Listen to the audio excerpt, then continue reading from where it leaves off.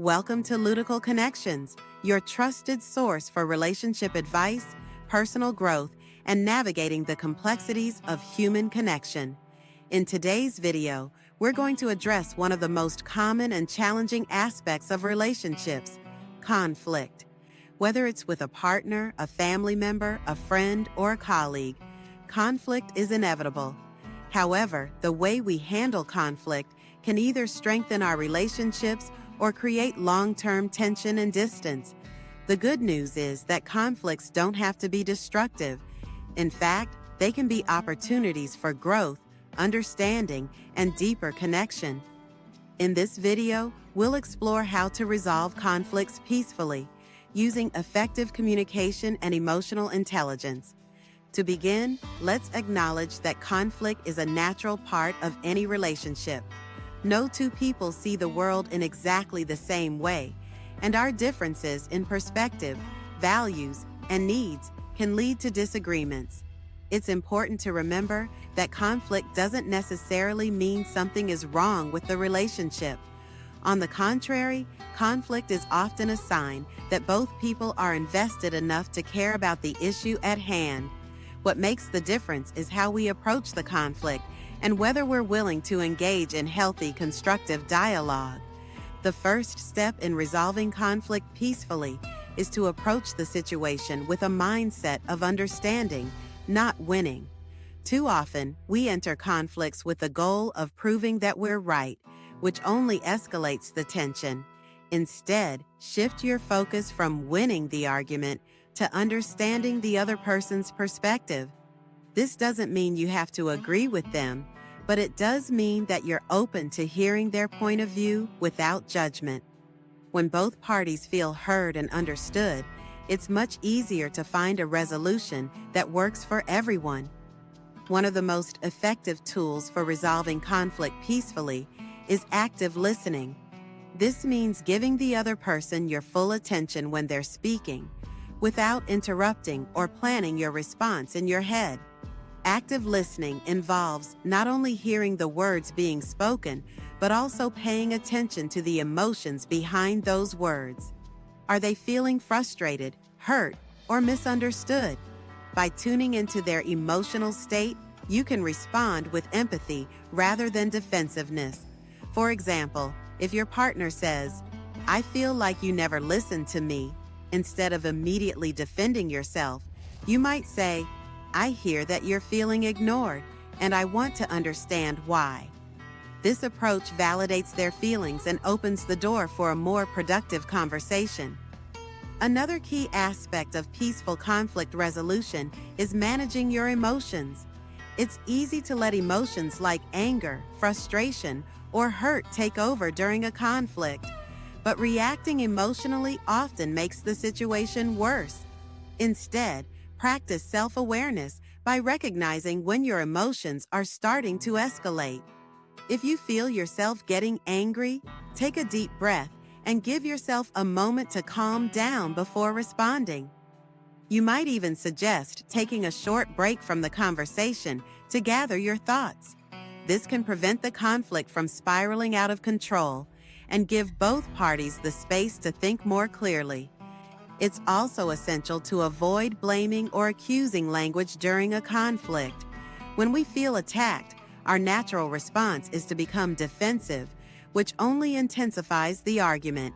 Instead of saying things like, "You always do this," or "It's your fault," try using I statements that focus on your own feelings and needs.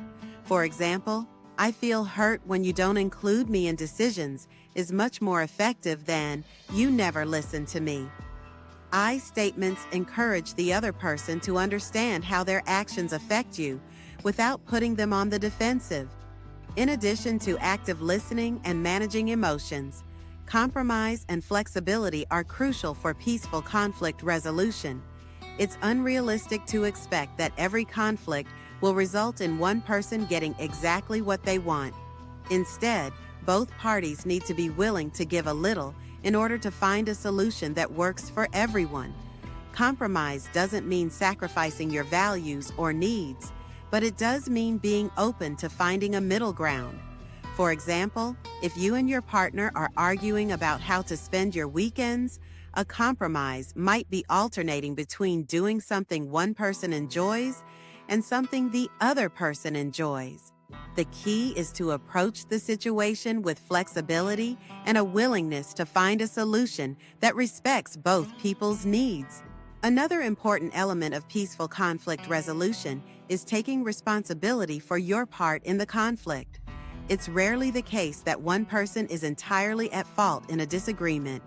By acknowledging your role in the situation, you show that you're willing to take accountability for your actions and work toward a resolution. This doesn't mean you're taking all the blame. It simply means recognizing that conflicts are often the result of a breakdown in communication on both sides. For example, if you've been dismissive of your partner's concerns in the past, acknowledging that might help diffuse the current conflict and create space for more productive dialogue. It's also worth noting that timing matters when it comes to conflict resolution. Not every conflict needs to be addressed immediately, especially if emotions are running high. Sometimes it's better to take a step back and revisit the issue when both parties are calmer and more open to constructive conversation. However, it's important not to let conflicts fester. Avoiding the issue entirely can lead to resentment and bigger problems down the road. Find a balance between giving each other space to cool off and addressing the issue in a timely manner. Empathy is another critical component of peaceful conflict resolution. Empathy means putting yourself in the other person's shoes and trying to understand their feelings and motivations. It's easy to get caught up in our own perspective during a conflict, but empathy allows us to see the situation from a broader, more compassionate lens.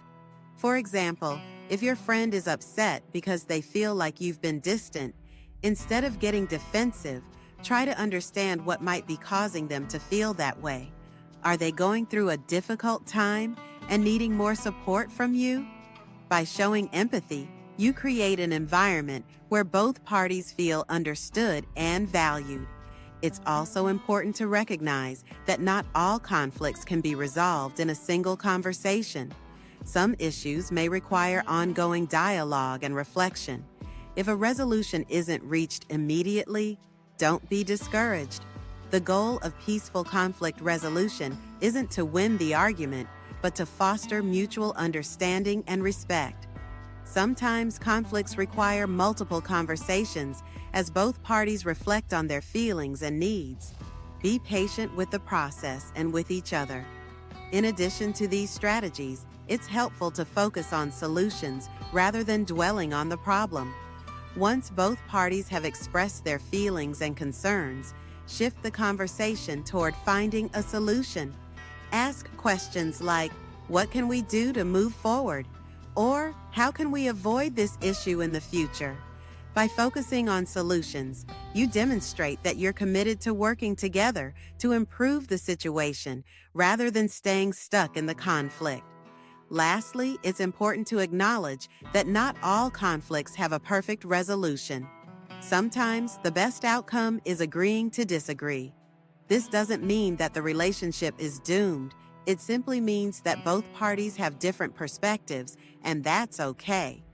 What matters most is that the conflict was addressed respectfully and that both people feel heard and understood. By resolving conflicts peacefully, you're strengthening the foundation of your relationships and creating a more open, honest, and trusting environment. In conclusion, conflict is an inevitable part of any relationship, but it doesn't have to be destructive.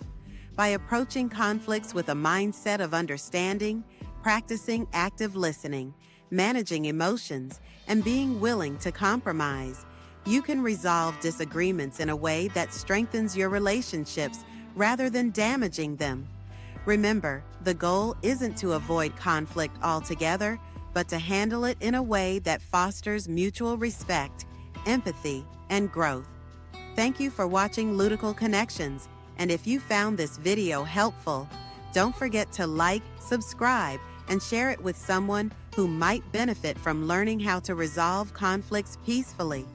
Stay tuned for more content on relationships, personal growth, and emotional well-being.